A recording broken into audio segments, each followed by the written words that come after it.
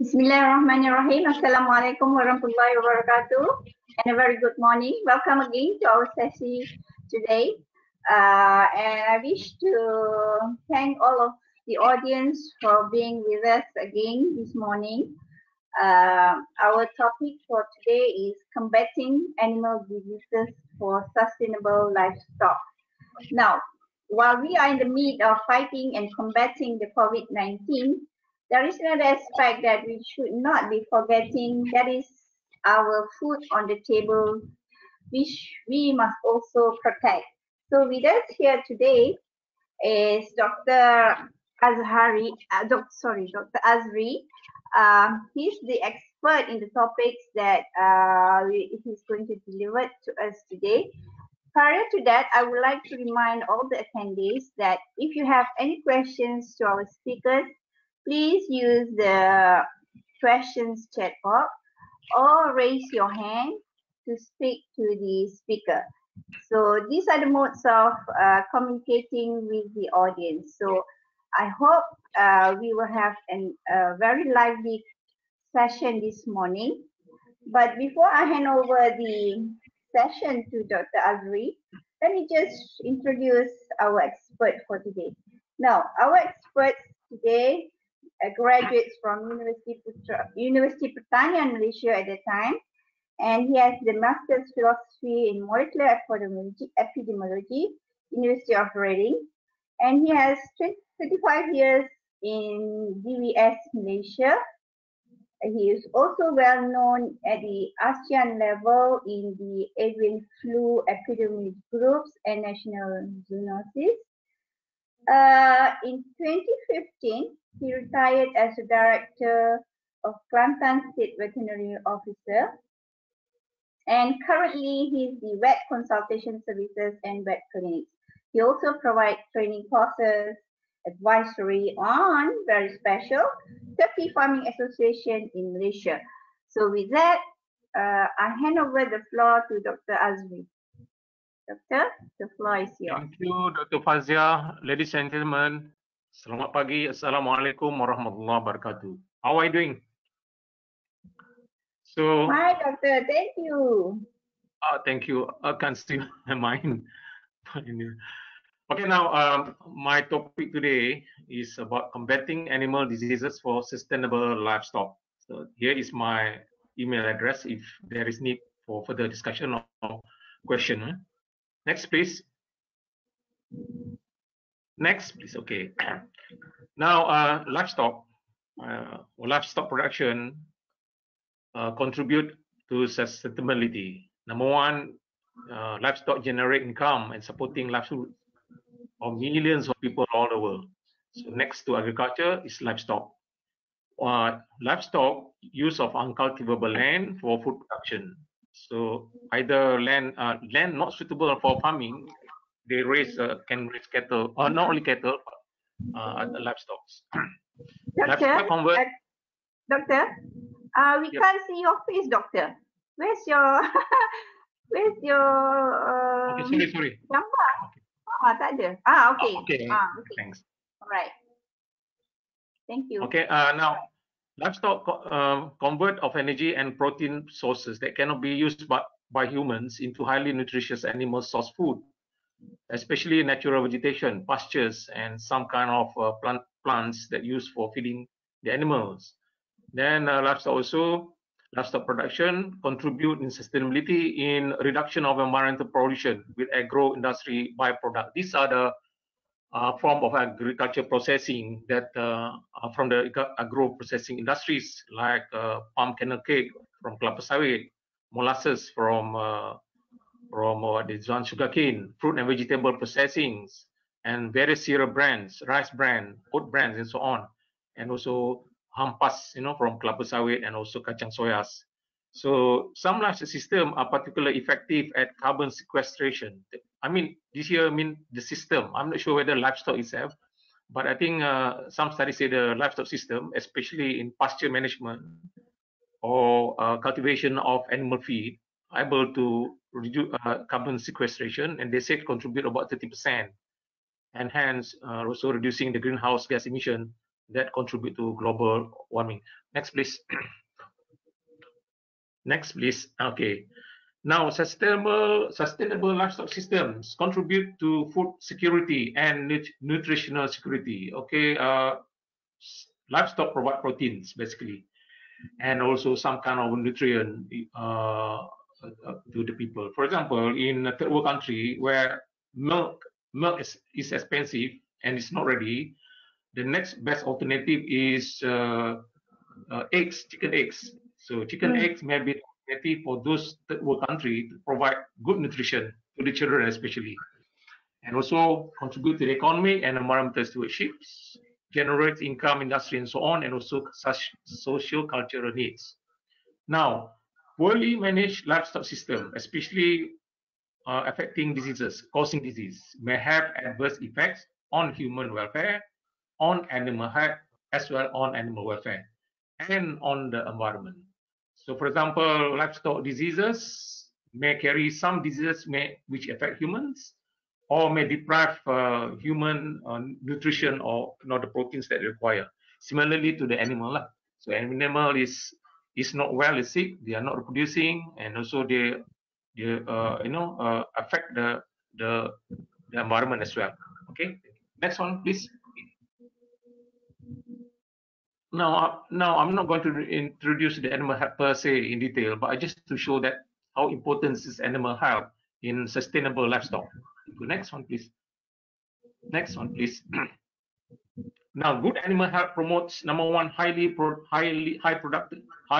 productivity. For example, reproduction of the animal itself. So dia membiak-biak banyak, or growth to the potential genetic of the animal. So animal were raised to express the potential genetic in terms of the products like eggs, milk, meat, and so on, hide even also, and wool, for example. So efficient use of natural resources, they are good browsers at most vegetation, so either grown or natural vegetation. In case of third world country, they don't grow grass, for example. They have many shrubs. That's what we call. Some people call it as what semak. But to the animal, it's not source for food. So we call it natural vegetation. And good animal health promotes lower greenhouse gas emission per kilogram of the product, per kilogram of meat, per kilogram of eggs, per kilogram of what the products are. And good animal health promotes reduction of the need for antimicrobials. If animal health is good, there is no need or little need for the antibiotics used, to help to grow the animal. And then protection of farmers and consumer from foodborne and other zoonosis. Of course, some animal disease can cause diseases to human. We call it zoonosis. And also the product of the animal, like meat, milk, etc., when consumed by human may get the disease. And animal health also promotes secure livelihood of farmers and food and nutrient security. So if animal health is good, so they make more money, so to say, easy. And then increase consumer trust in the livestock sector, especially those people who say vegan, vegetarian, they don't eat meat for certain reason. And then if we can put trust, then there is increase the trust for them to consume animal protein. Next, please. Reason for not implementing good animal health. Number one, lack of resources or competence among producers and authorities to handle the animal health. Resources is inputs, like system to do the testing, to monitor the animal health, and competence to diagnose, to know the problem, to detect early detection of the problem, and how to manage the problem. And then tradition and cultural issues. Tradition, for example, in our culture, our tradition, not really culture. People don't really take care of biosecurity of the animals. Animals were raised by wandering about in the village, in the compound, and so on. So there is no input to control the animal health. So this one of the reason. Another reason is doubt whether they contribute. This is the most important reason. Ragu-ragu untuk sama ada dia boleh dapat pulangan yang lebih besar when they implement good animal health system in their apa tu livestock. Okay, some livestock, for example, look at the picture down there. This animal being infected, look terus kering, and the susu produced not fit for consumption. So if they fail to recognize the problem, then this problem will go into the food chain. Thank you. So, Next, kalau please. kita buat yang untuk Hari Raya Korban tu kan, they have to go through certain process of health check ke apa ke yang kalau kita buy the animals to korban tu? Yes, untuk air korban ni, actually kita ada law, dia panggil apa, meat inspection. Meat inspection ada dua komponen. Number one, before slaughter and after slaughter. Before slaughter is to ensure the animal is fit for slaughtering and for human consumption. The second one is just for human consumption. So that is a requirement. That's why kita perlukan permit, ada undang-undang. Tapi most of the time, kita ni by IT lah. Kita by IT, kita tak very stringent lah. Especially berkaitan dengan hak agama ni kan. So tapi kesedaran ni kita kena bangunkan lah. You can only slaughter healthy animal. Kalau healthy animal, these are the requirement.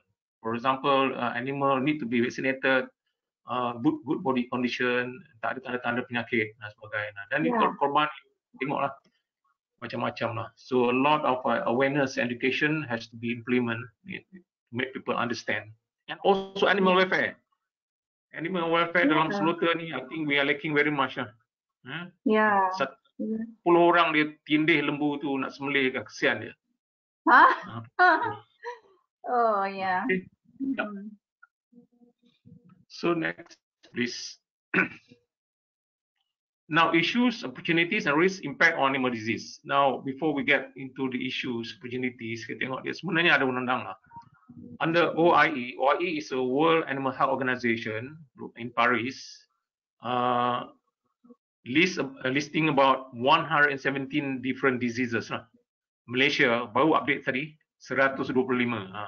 When I retired 121. So after 5 years retirement, tidak tahu tambah satu lagi penyakit. So 125. Meaning what? Meaning what? All this wajib dilaporkan. Ikut undang-undang lah.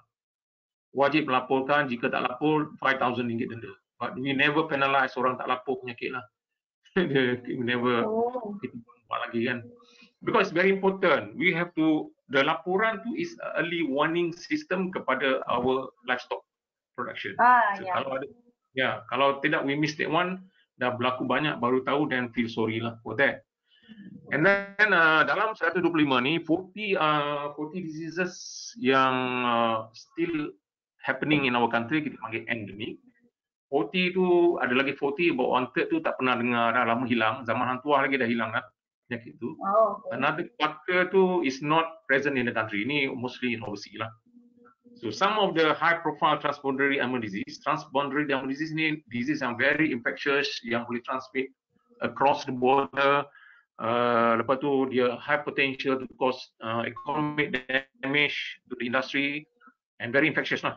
So this panggil transboundary animal diseases. I will use this transboundary diseases in our talk ni sebagai example as a case study for you to understand how important this animal health in order to sustain livestock. Saya harap penyakit ini tidak menakutkan lah sebenarnya as COVID-19, tapi just to give insight on how important to control these transboundary animal diseases. So number A tu ni kita panggil penyakit kuku dan mulut. This one very famous for many years already, foot and mouth disease. And then recently African swine fever affecting Southeast Asian country 2019. Dan avian influenza dulu famous kan, sesama burung 2004, 2014, 2017 kan. And then the rest ni yang kita jarang dengar, Rivervalley fever. Brucella ni is common in Malaysia sekarang ni, is public issue. TB also, tuberculosis, dan at one time dulu 2010, 2014 lembu gila, BSC lah, famous. And then this one tak ada lah di Malaysia. Okay, so next please. Now, infectious disease outbreak has the capacity to jeopardize sustainability. Not only sustainability, tapi juga the economy. For example, rapid decimation of swine population due to African fever in Vietnam, dipanggil called Ebola, 2019. So semua provinces, the 63 provinces of Vietnam, semua kena affected. So culling about estimating almost 6 million pigs. And then now lah, setakat ini, until 2020, we do not know in 2021, because this is still ada lagi, the pig population already shrank 22%, and some record kata even 30 to 40% di Vietnam. And now this disease is lingering dekat South China, Filipina, Indonesia, Thailand. So Malaysia tak kena lagi lah, because maybe our pig population is very small. It's small now, and then because our stringent, they call it biosecurity requirement. Pork, in order to come to Malaysia, they have to go to stringent quality health check screening. And then number two, another example is rapid decimation of livestock population due to foot and mouth disease. Foot and mouth disease is almost everywhere, lingering very much in African country, in some South Asian country, tapi all over the world except Europe lah and America, for example. 70% of the livestock population are affected, and this incur a lot of money. 70% of the cost to control, directly or indirectly. For example, in Malaysia, kita spend million of dollar every year to vaccinate our livestock. Wajib, bukan boleh apa, so every year DBS ada campaign to vaccinate the against foot and mouth disease. Percuma lah, so bagi a lot of work to do that. And then another example is United Kingdom. The one very famous example, 201, affecting about 10 million animals, cattle and sheep basically. Because UK at one time, they famous for punya wool tu, yang buat blazer kan, ada short wool and long wool semua tu. They are one is big industry lah. Zaman sebelum British lagi, masa British Empire Malaya tu, dia very famous for the wool. Sometimes we wish to have one blazer kan, made in England itu. 10 million affected. USD billion 4.1.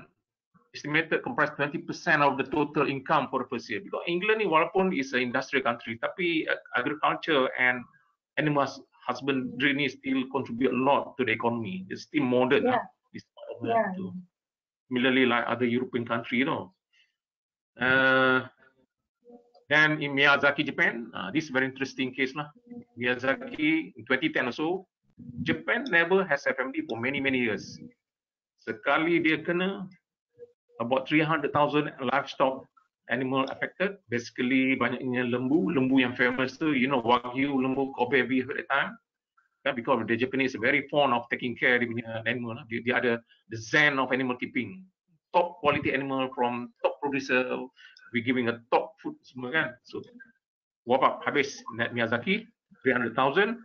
Economy damage, USD 3 billion. At the time, this is because ada one CDP, Democratic Party, for the cultural punya what we call promotion, they allow the Korean student to do practical in this farm in Miyazaki.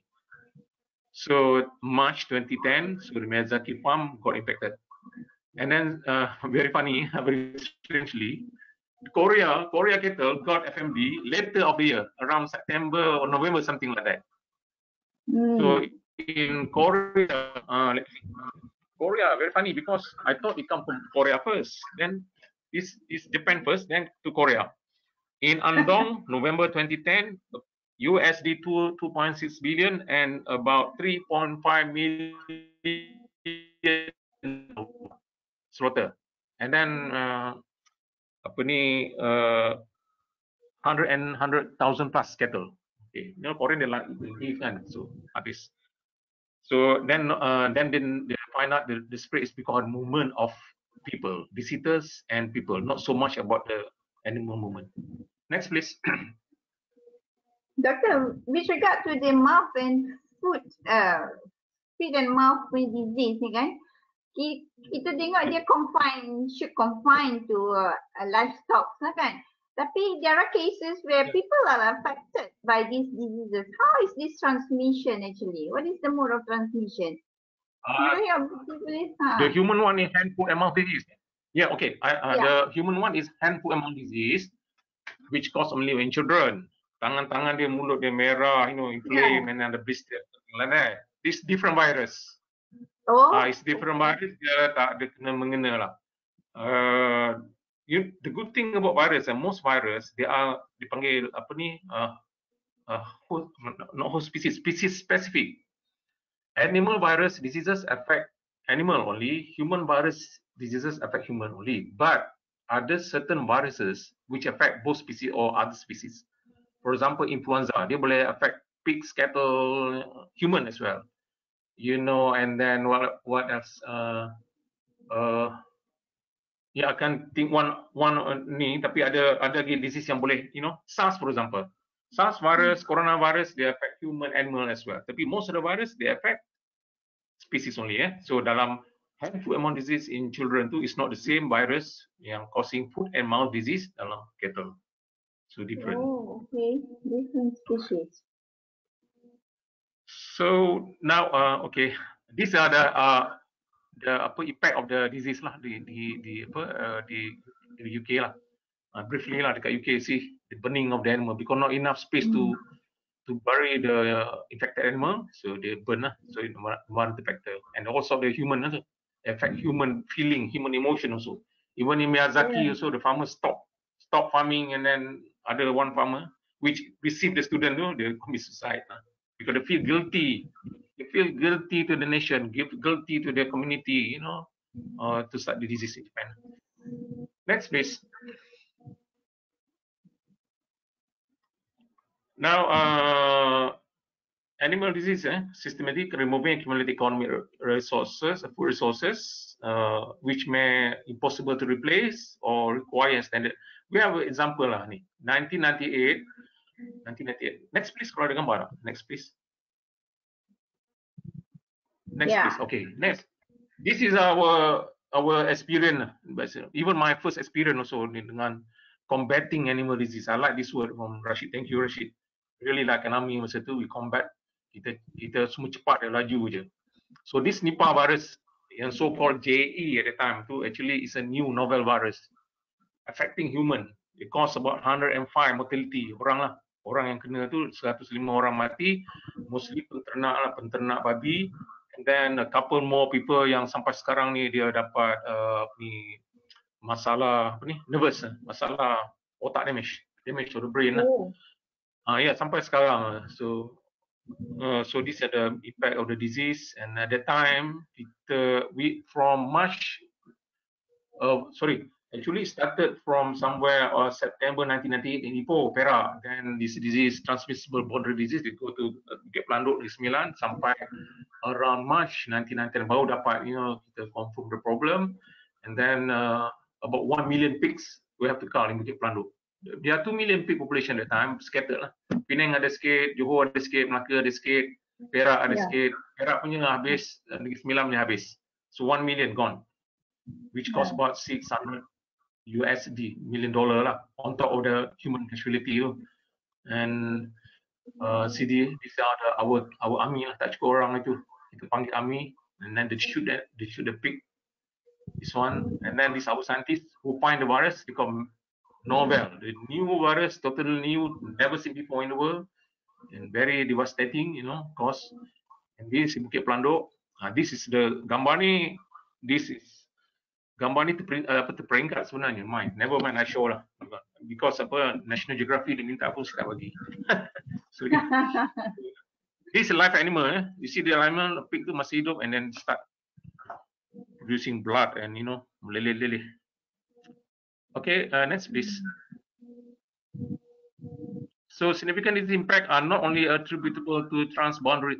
What study example what I've given is those transboundary animal diseases. Tapi other diseases which is not transboundary, tapi the infection is because of the vector. The vector is the intermediate host. Intermediate host tu macam apa, kutu, tikus, what else? Kutu, tikus, ulat, serangga, all those which when the germ goes stay and then they have one more cycle in the body before they infect the host animal.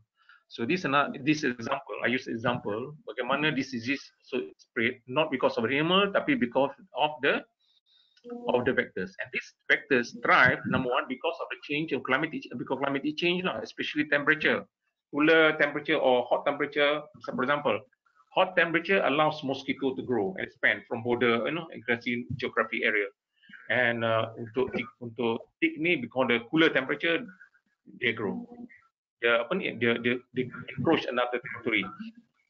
And not only that, the number of the species of the intermediate host also increase. For example, untuk this anaplasmosis, which cause yellow fever, kencing berdarah lah, basically. Kencing berdarah, dulu di United States, central US, lepas tu dah naik northscape, now approaching Canada. Europe is also like that, expanding from Central Europe to Europe. So they are very concerned lah. And then what is, and of course dia punya a lot of money spent, a lot of to use to spend untuk to control this, and also the loss due to the death of animal, and also the mobility of the these are the range of the ticks. Kecil-kecil, ada lagi kecil lagi sebagainya. Next please. Ticks ni in our layman kutu doctor. It's like kutu, yes. Right? Itu sengkenek, pirah, what do you call that? Bahasa Melayu ni banyak dia punya ni. Maknanya orang Melayu ni dia lebih spesifik tentang vektor ni. Dia dah tahu penyakit dari dulu kot. Dia tahu. Yeah. Hama, kutu agas. Yeah. I have to learn that lah. Tak tahu yang mana tu. Okay. Now, another infectious disease, also transboundaries, yang baru-baru ni yang we feel sorry lah untuk this our famous Mowgli Malaysia ni kan, adik syukur kan. I'm sorry to mention dia kat sini. So kerbau dia, I don't have much information. My information based on my conversation dengan third party lah di US. So dia ada 100 ekor 10 kerbau, 58 or till yesterday 58 mati, 52 masih hidup. So dia kena penyakit hawa berdarah. Hawa berdarah ni atau panggil hemorrhagic septicemia ni is endemic in Malaysia since many years ago lah. Since many years lagi ada kerbau. Dulu tanah Melayu ni dia orang lebih kena kerbau daripada lembu. Lembu ni introduce pada Indian. Betul. So kita ada undang-undang khas untuk kerbau pun. So tapi kita tak boleh kontrol doktor. Boleh kontrol. This is where boleh kontrol. This is where peranan penternak dengan pihak penguasa itu perlu. For example, if you have cats, you love your cats, you know when to vaccinate, isn't it? You tahu je kan, cukup tahun nak pergi vaccinate kan? Betul. Unfortunately, kebanyakan peternak kita dia tak macam peternak kucing. Pemelihara kucing. Bila ada campaign vaccination, then they vaccinate the animal because organised by government, it's free. Tapi other time, bila jabatan terlupa ke apa, dia tak ketuk pun pintu DWS untuk come to farm and vaccinate our cattle.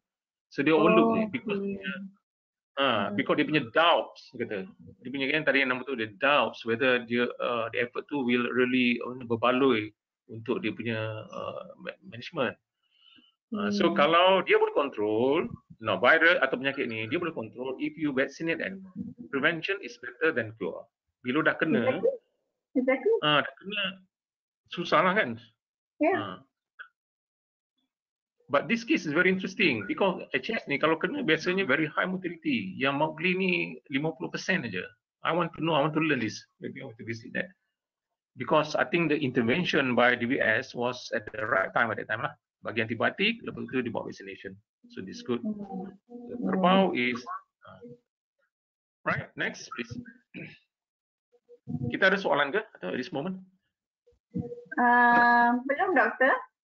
Okay, at this moment ni sekarang kita I'll give example of dia punya case study, some of the impact of the animal diseases.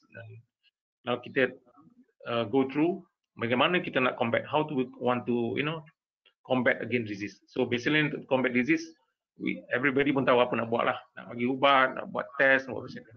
Now kita look forward. Macam mana, is there innovation, more innovation that we can implement dalam to combat this animal disease. Next please. Now, I think this most important slide sebenarnya. Innovation throughout food animal infectious disease management ni. What one need, number one, improve vaccine technology.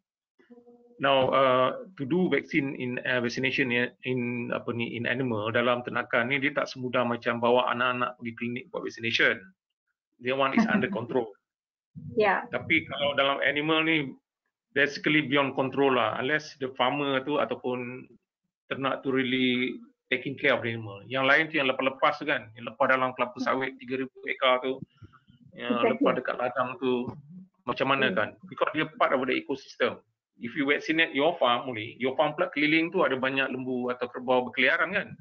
You vaccinate your farm, ternakan di luar farm tak vaccinate. So those yang di luar tu yang ada mungkin ada virus will give pressure to the vaccinated animal. Even vaccination pun dia bukan boleh bertahan lama pun. Dia ada certain value, certain level no. Bila dah challenges, the germ challenge tu is higher than the immunity can give.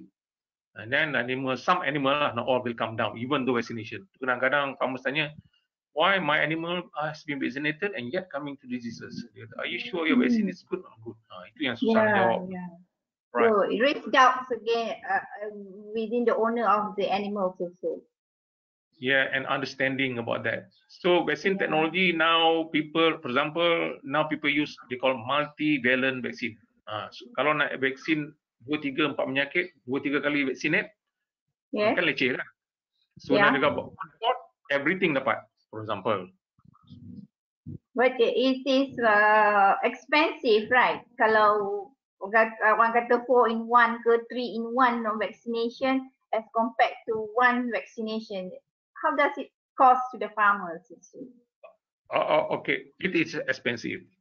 Now in Malaysia, what we do is most vaccination untuk livestock are free lah, most. But certain vaccine yang pertaining to the productivity of the farm. Now when talking productive farm, itu your farm punya concern. The one you have to buy, purchase lah, beli lah, and bayar lah, kan? Tapi kalau in national interest tu macam foot and mouth disease, HS tu kita bagi percuma lah. Sebab apa? Kalau tak ada orang dia tak nak bagi pun dia kata, I don't care lah, I don't want. Tak boleh juga, because dia punya animal tu will be the source of infection. So kita kena cover everything. So this one, kan? So bagi. Then there are so many things in vaccine technology lah. Even termasuk dulu vaksin pakai satu jarum satu, sekarang dah boleh automatic dah. Dipakai tembak-tembak macam pistol kan. Ya. Tembak-tembak dah. Tu kan the animal dalam Travis tu satu-satu menghadap, semua menghadap one way, and then tembak. Contohnya just to and then the consistency of vaccine. For example, ada vaksin tu when you give the animal very painful, and then they leave the bekas lah, I mean pesan pada daging. So when it's slaughtered ni dia dapat bekas cantik. So they reduce the meat quality. So now they have a consistency better. Bila it's slaughtered tak nampak lagi kesan vaksin, for example. And then lagi satu vaksin yang kita akan bincang kemudian is about gene deleted vaccine. Just keep in mind, I will mention that later. And then increase ability, accurate and robust diagnostic test kit. Okay. Now diagnosis is very important, to either to detect the problem or to make sure the status of immunity of the animal. Nah, dua, nak mengesan penyakit atau untuk tahu status penyakit. So sekarang dulu test yang macam ini kena buat di makmal lah. Kena bawa makmal, ada machine, ada processing dia before you do, and then that's why bila the result 1 week later, 1 month later, orang complain lah, kata lambat lah semua. Because they don't understand. Now ada test yang boleh buat there and then dekat pen, buat dekat pen side, instead of doing the lab, do at the pen, do a test, terus identify the problem animal, and then animal yang kita nampak healthy but positive boleh asingkan and boleh taken care. Now we have the 3 ABC ELISA. This one innovation untuk foot and mouth disease lah. So this test dia boleh differentiate yang animal tu whether infected due to field virus yang bawa penyakit, atau due to vaccine virus, itu virus daripada vaksin yang disuntik. So dia boleh differentiate. Now because confused, kalau you vaccinate animal, then animal get infected, bila kita test, kita tak tahu dia positif ni due to what, infection ke atau field. So now there is a test to differentiate. So dia boleh differentiate. Okay. So then improve knowledge disease transmission. This I think the knowledge on disease is very important. This is called epidemiology lah. So macam mana? Because now modern technology kan, Ada berlaku FMD contohnya di Thailand, and then tiba-tiba berlaku di Johor Bahru. Macam mana ni kata? How come, why there is no FMD di Negeri Sembilan, di Kedah, for example, at border? Because ada apa ni? Ada movement of animal, kan? Movement animal kan? So this disease transmission berlaku by through movement. But when we check our permit, tak ada pula ada import export animal. Rupanya ada meat product yang kan? Itulah dia, knowledge ni important so that we, if we know the transmission, then we know what to do. Dan this is especially yang nombor 4 tu, teknik address control for mites, iaitu non-living thing and vectors which is living thing.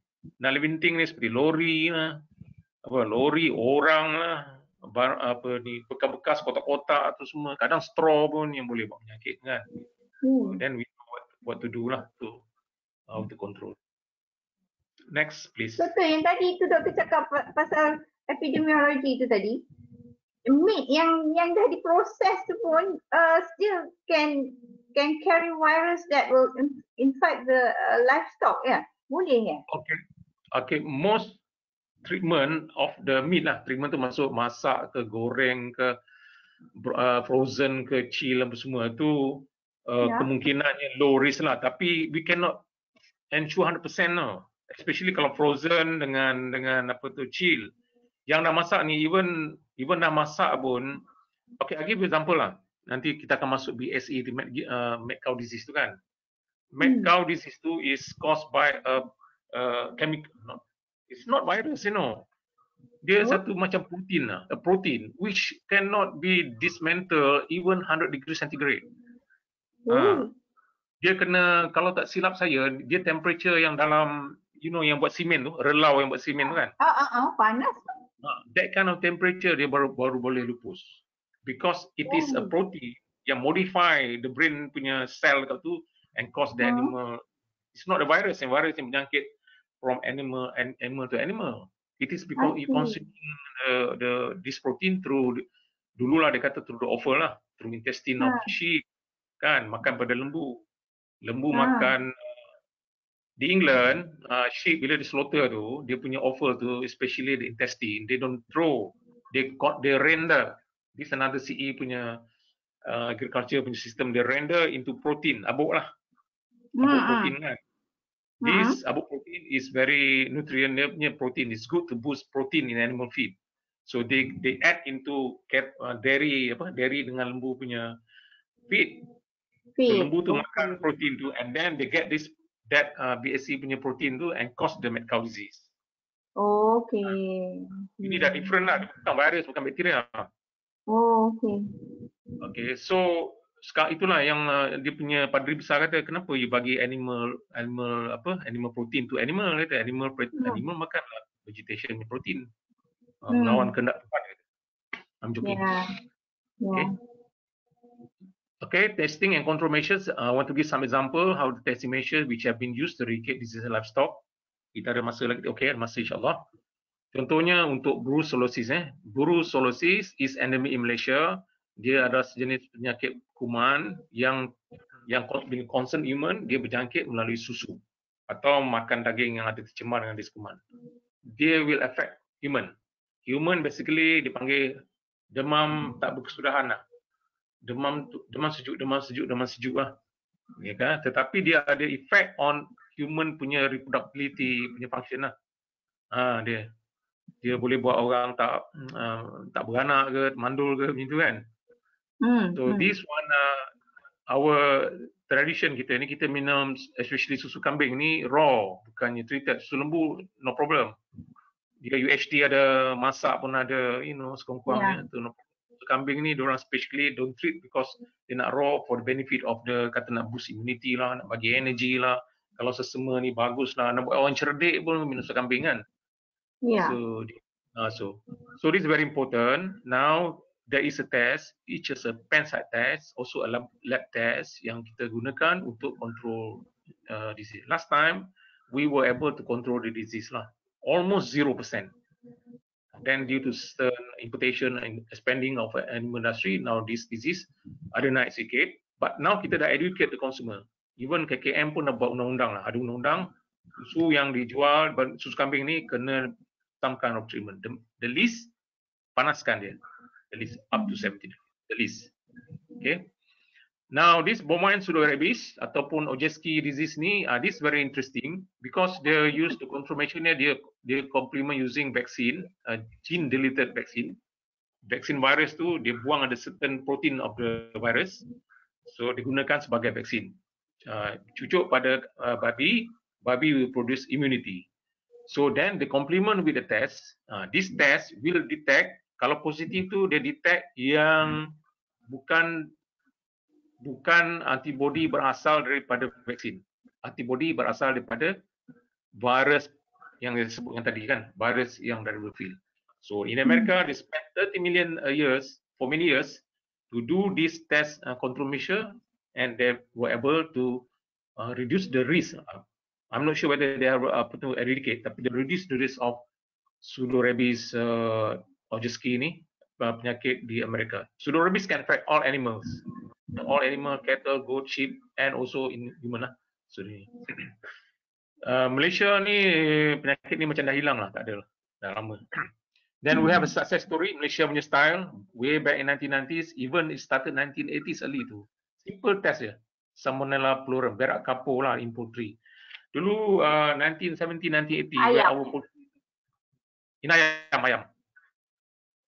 So dulu in 1980, our poultry is growing now. Dia ada banyak masalah. One of the masalah is disease lah. So then we identify disease penyakit berak kapur and introduce the system, test and call. Lepas tu kita implement because ada undang-undang untuk implement. Now penyakit ni dah tak dengar lah. Yeah, that's a success story. And also TB testing. This TB testing in human, in cattle and human also dicucuk dekat kulit ni. And then after a few days, they observe for the reaction. Kalau ada reaction, positif. Now with a new modern test, dipanggil gamma interferon test, you just take the blood, within 24 hours, dapat tahu dah. Positif ke genetic, something like that. So this one of example how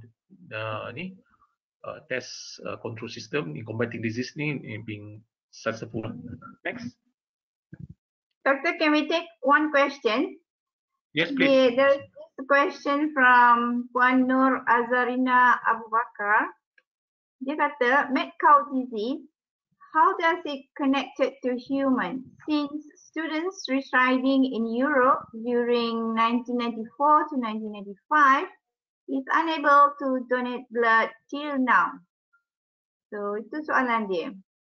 Okay, I may answer yang the first one tu, yang number dua tu I'm not sure. In human ni ada satu disease equivalent to mad cow disease. Dipanggil Creutzfeldt-Jakob disease. Saya rasa pronunciation saya betul lah. Creutzfeldt-Jakob disease ni dulu penyakit yang kuno-kuno zaman orang-orang makan orang lah. Dulu orang di bandar Papua New Guinea. Sorry I'm to mention ni. Papua New Guinea dia orang makan orang. Dia makan otak orang tu. So this is where they develop Creutzfeldt-Jakob disease. They thought. So this BSE ni dia now modern days they start di UK bila ada seorang, kalau tak silap remaja lah, sure lelaki perempuan, dia ada tanda-tanda Creutzfeldt-Jakob disease. Dia ada tanda Creutzfeldt-Jakob disease and dia tak makan orang budak ni. Definitely tak makan otak orang, tapi dia suka makan burger. Oh, burger. Ya. Makan burger. And you know, Creutzfeldt-Jakob disease ni dia affect orang tua-tua lah. Dia because dia patient lama kan, orang tua-tua. And then how come budak remaja ni yang boleh kena macam Creutzfeldt-Jakob? So investigation dapat is BSE. This is how they affect human. So in Europe now, because they affect Europe mostly, because Europe dia, as I mentioned tadi, they use this animal protein, meat bone protein and also the offal protein to feed back to the animal, livestock. So they affect most European country. So much so that Malaysia buat undang-undang, tak dibenarkan import langsung all this protein masuk ke dalam Malaysia. So nampaknya the disease is problem in Europe, not in Southeast Asia lah. Southeast Asia historically is free from mad cow disease ni. So alhamdulillah lembu kita selamat. So tak ada risaulah. So I think that could be the reason why blood donor lah, kalau kita nak donor blood kan. Macam anak saya nak blood donor tak boleh, dia kata pernah duduk England, pernah duduk tak boleh, tak bagi. Which is good. Yes. Can we take another question, Doctor? Yes, please. Thank you for the question. Okay. Ini dari Encik Abu Hassan Muhammad Ali. What are the alternatives to using antibiotics in animal production, especially poultry, to boost growth and production? Antibiotic. This is very interesting subject. I have a paper on this that tulis alternative to antibiotic use for poultry production is a subject by itself lah. Now people are talking about probiotics, prebiotics, microbiome, biota, or herbs and so on. Macam-macam lah. And itu Dr. Azam ni tahu dia kata apa ni competitive exclusion, for example kan. So dia ada alternative darahnya dah jadi macam ethnomedicine punya subject, very interesting. Tapi at the moment that is the cheapest substance lah to use. Number one in poultry production, not only for perawatan tu yang sakit-sakit tu, they put as some kind of growth promoter, sub little dose sebagai growth promoters untuk improve the genetic performance of the chicken tu. Tetapi sekarang OAI dan FAO kata silap dah buat peraturan untuk mengurangkan ataupun menghapuskan penggunaan antibiotik. And even dalam our circular economy punya framework tu kata in order to sustain ini kita nak avoid using anti microbes ni. So almost like jadi apa? Organic farming. Organic farming. So another way is to improve the genetic potential of animal lah. Select the chicken tu based on the capability untuk bertahan penyakit. Itu Datuk Profesor Azhar punya kerja tu ayam kampung. Boleh tahan banyak penyakit. And in my case, I promote ayam Belanda. Because ayam Belanda ni tak banyak masalah. Senang je bela. Organic. Okay. So there is very interesting subject. Kalau ada opportunity, maybe tu nanti kita boleh tengok semua. And kita ada banyak resources, our natural resources yang kita tak exploit untuk use sebagai alternative to antimicrobes dalam livestock production. So I think we go very quick lah. Dah tinggal 15 minit. Alright, let's go. Okay, yang macam FMB, okay, tadi specific challenges, not only about vaccine, about the test, also about the system how to manage. For example, kalau ada disease, kalau FMD itu dulu we cull the animal, slaughter, and then we slaughter those within one area lah, dulu lah, orang marah lah. Sekarang kita buat the system, kita vaccinate that premise only, and animal around the premise within certain kilometer, for example 10 or 5 kilometer, kita vaccinate. Contohnya, so by doing this, dia macam PKBB lah. Yang macam ni is PKPB. Khas. Tapi PKBB orang dia tak slaughter orang, dia tak remove orang, kita slaughter. Macam tu kan. So easy to control. So this one innovation yang orang mula adapt lah. Dulu kalau kena satu tempat, satu daerah habis semua kita. Okay. And then using vaccination bagaimana tadi yang ada berapa strain, instead one strain. Then African swine fever ni dia is a problem because tak ada vaksin lah. Super macam COVID-19 ni belum ada vaksin lagi. So difficult to control. So it's challenge. Next please.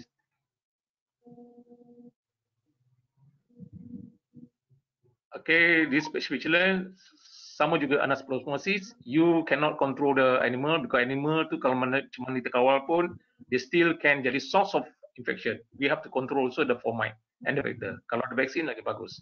Next please. So this is very challenging innovation reduce impact animal diseases. Senang saja lah. In this measure is biosecurity measure.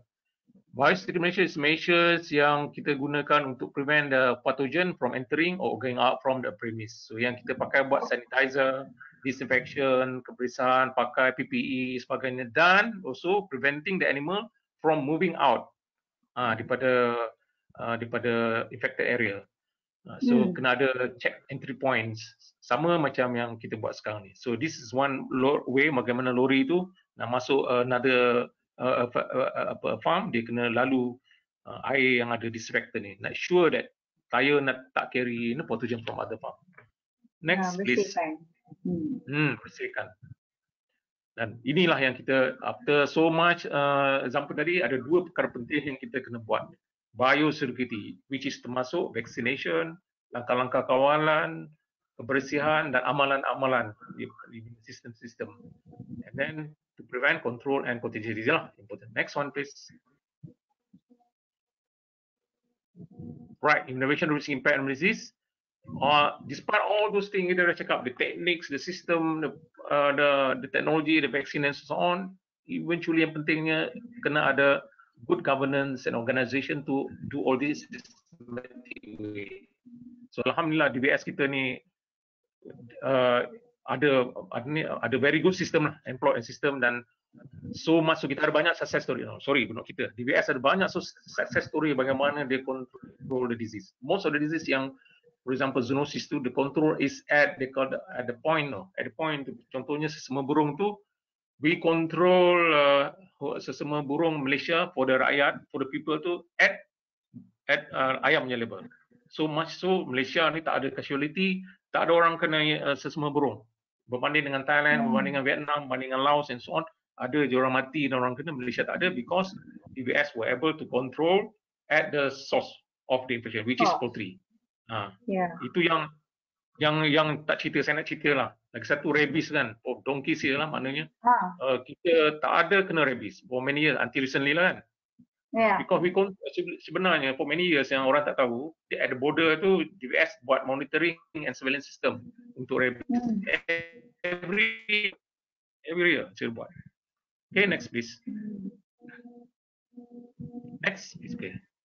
So tadi kita dah sebut BSE tadi, control movement of animal product is integral priority, tapi feedstuff movement also is spread. Dia the movement of feedstuff is also considered in the spread of the transboundary disease. Dah sebut tadi yang lembu gila tu, pada tahun 2008 DBS telah confiscated 500 ton illegally imported meatball meal dari Europe dekat Pulau Pinang. Okay. Alright. Dapat tangkap. Kalau tak dah masuk dah habislah kita. Okay, next please. Key messages last kali. Next please. So number one, knowledge of disease pneumology is absolutely key and the major basis of policy development. Kalau kita nak buat apa-apa kawalan penyakit to combat, kita kena ada knowledge disease pneumology. Of course lah, because my area, I will say about this. And then diagnosis of surveillance for early detection of disease and evaluating intervention outsource are crucial. So diagnosis is not only when the disease already occur. Before they occur tu, kita kena have the technology and also reliable and cheaper diagnostics in order to implement and to detect the disease. Number 3, ni penting lah, educating and also promoting biosecurity techniques kepada stakeholders, especially the farmers, so they understand. For example, dalam HS tu, macam mana nak prevent the animal from HS. Number 1, vaccination. That is part of biosecurity. Kedua, ada pagar keliling so the animal don't linger around and mix with other animal.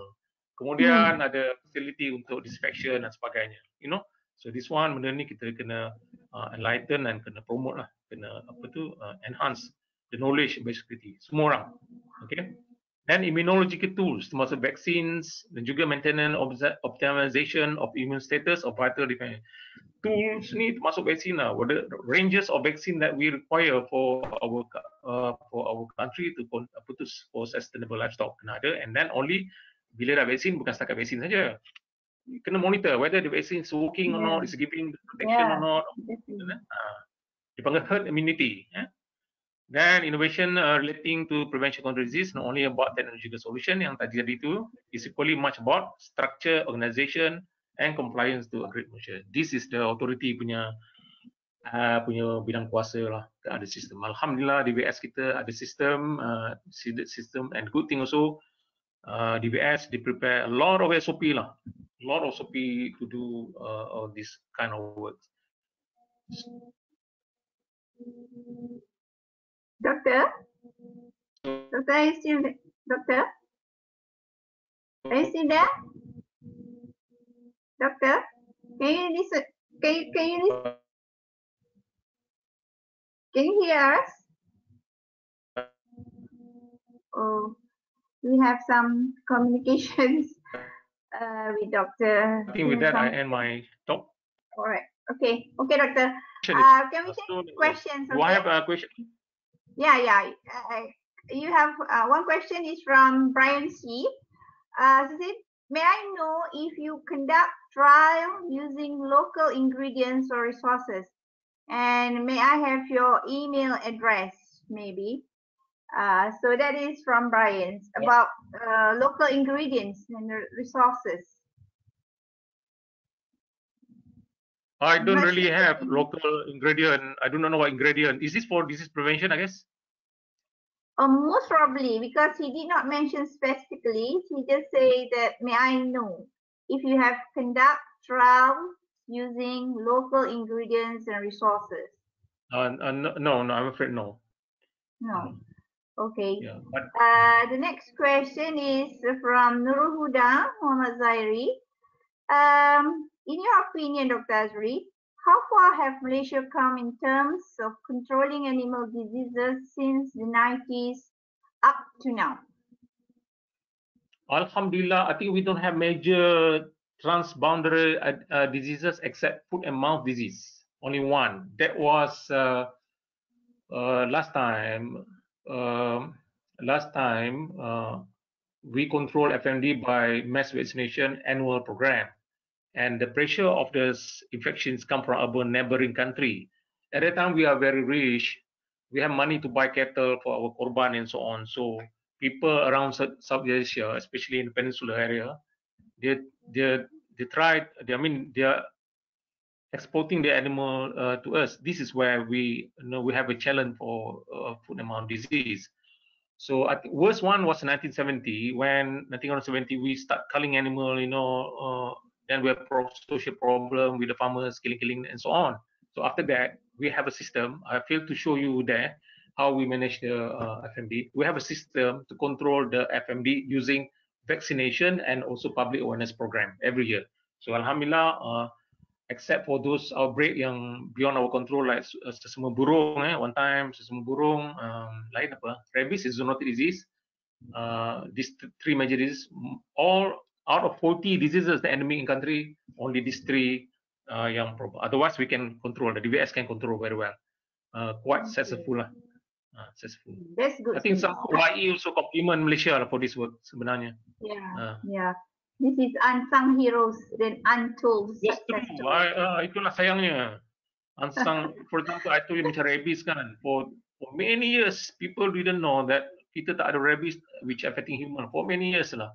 Actually, it's not because people were not reporting rabies, but because at the border tu ada buffer zone, 50 kilometer along the border of Thailand, Malaysia tu, the veterinarian, the vets are working there. Dia pergi cari anjing untuk dapat sampel, dia pergi vaccinate anjing dan sebagainya. Itu yang only recently 2017 yang kena di Penang and then Sabah Sarawak kan.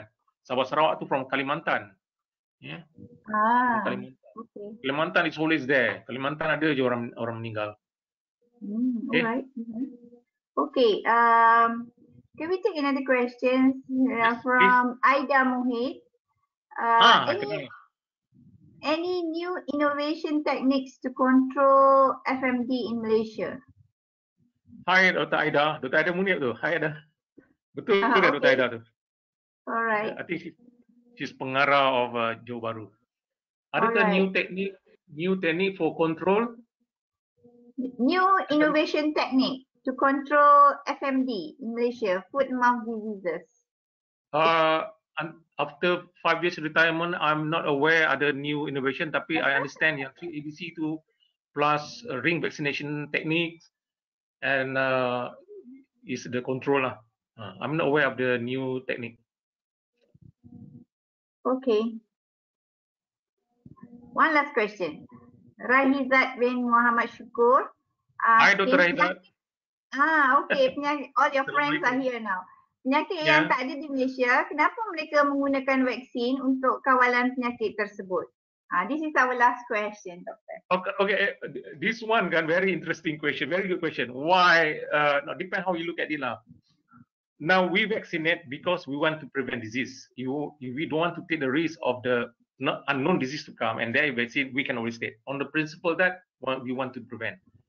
But to take this action, we must have some kind of calculated risk. For example, the whether there is by risk analysis, whether there's a real need based on risk assessment for us to introduce the vaccine.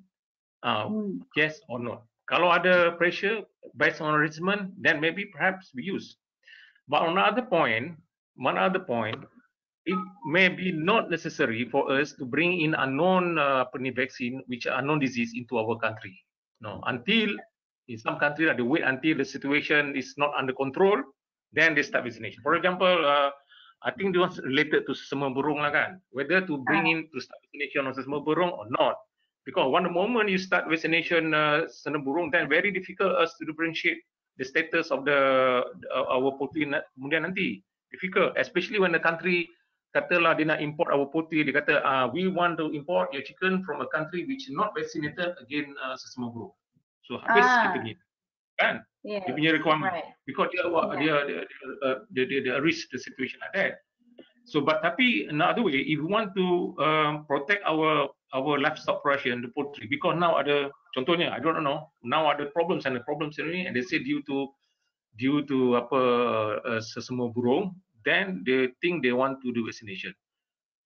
They want to introduce vaccination, otherwise they rugi kan, then dia tak nak beternak lagi rugi. Tapi saya rasa that maybe there's another way to do that, is that by limited lah, confined to that area, stringent measure. Only your farm you can do vaccination, no other farm tak boleh, and then make sure the birds that come from your farm to at a certain quality have to certain quality to fulfill, only then. That one is very difficult. Tapi I'm a little bit conservative. I think kalau boleh until the situation is not under control, then we start vaccination. Otherwise, if under control, kita tak payah vaccination lah. That's my opinion lah. Thank you, Dr. Aizat. Thank you, Dr. Aida. Okay. Thank you very much, Doctor, for sharing your knowledge and experience with us this morning. Thank you. We would also like to thanks the audience for being with us today. We apologize very much. There is a lot of questions coming in at the very last minute. We cannot answer your questions, but some of the questions are related to our next seminar, which is called Linking Business to Sustainability, the Why and How.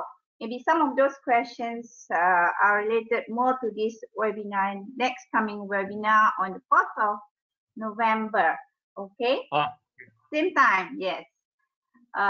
So with that, we like to thank again Dr. Azri and also the Unit of Sustainability of MPC with the Agro-Food Productivity Nexus as well as DVS of Malaysia for this morning session. Thank you very much to all of you, to the audience, to our speakers, and join us again on our next seminar. Thank you very much. Assalamualaikum warahmatullahi wabarakatuh.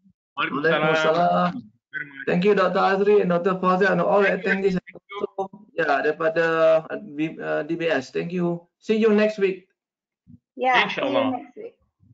Okay, bye. Bye.